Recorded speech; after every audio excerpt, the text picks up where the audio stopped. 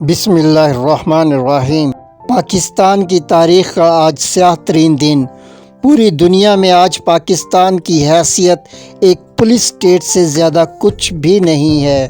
آج یہ ملک ایک گیریزن مملکت بن چکا ہے۔ شاہ محمود قریشی پاکستان کے سابق وزیر خارجہ کو آج دھکے مار مار کر، تذلیل کر کے، تحقیر کر کے گرفتار کیا گیا، حالانکہ وہ پہلے ہی سے جیل میں تھے۔ البتہ سپریم کورٹ نے سائفر کیس میں انہیں ضمانت پر رہا کرنے کا حکم دیا تھا۔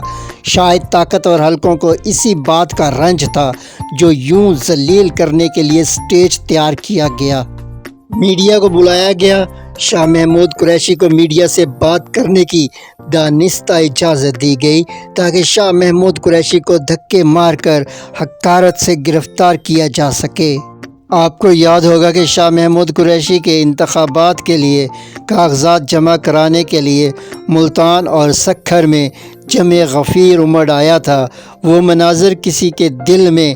سپریم کورٹ سے ضمانت کے بعد بھی شاہ محمود قریشی کو رہا نہیں کیا گیا تھا، بلکہ ڈی سی راولپنڈی نے انہیں 3 MPO کے تحت 15 دن کے لیے اڈیالہ جیل میں نظر بند کر دیا تھا۔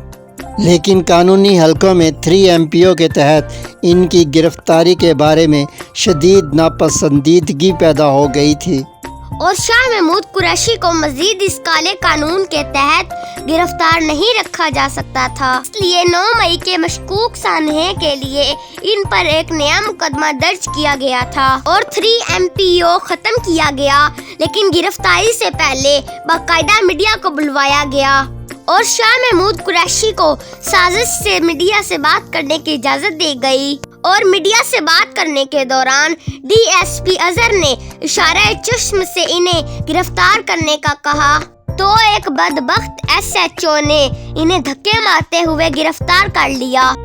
بڑے افسوس کی بات ہے کہ یہ سارا ڈرامہ شاہ محمود قریشی کے گھر کی خواتین کی موجودگی میں رچایا گیا۔